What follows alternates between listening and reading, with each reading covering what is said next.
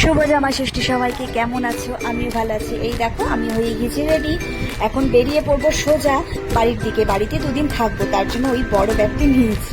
এইদিকে চলে আসছি আমরা গাড়িতে উঠে, সোজা বেরিয়ে পড়েছি। অনেকদিন পর যাচ্ছি বাড়িতে, সময় করে হয় না এখন যাওয়াটা। রোববার করে এইদিক ওদিক ঘুরতে যাওয়া হয় ঠিকই, বাড়িতে ঠিক হয়ে ওঠে না। স্কুল থাকে, পড়া থাকে, ওই করে হয় না। তাই খুবই এক্সাইটেড বাড়ি যাওয়ার জন্য।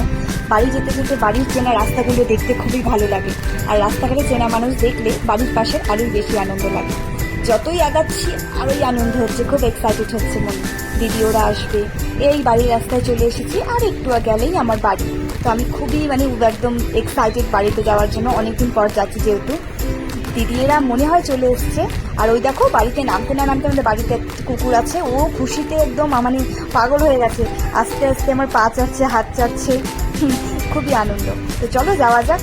এবার সব কাজটা সারা হয়ে গেছে। ভিডিওটা বানানোর জন্য কেউ ছিল না যেহেতু করতে পারিনি, তাই খাবার দাবার বানানো হয়ে গেছে রেডি। ওদেরকে খেতে বসতে বলেছি, এই বসেছে খেতে। আর এইভাবে আমার দিদি কলা পাতা কেটে থালার উপরে দিয়েছে, তো থালার মধ্যে একটু দেখতে ভালো লাগবে। ওরা খাওয়া দাওয়া সেরে নিল, আমরাও খাওয়া দাওয়া করে নিলাম। এটা হচ্ছে বিকালের আড্ডা। বিকালে সবাই মিলে সেই পুরোনো দিনের ফটো অ্যালবাম মা বের করে দিয়েছে, ওগুলো সবাই মিলে বসে বসে দেখছি। এই আমার বিয়ের ফটো, কত পুরনো ছবি দেখলে পুরনো স্মৃতির কথা মনে পড়ে যায়। তো যাই হোক, আজকের দিনটি এইভাবে কেটে গেল, জামাই ষষ্ঠীর দিনটি।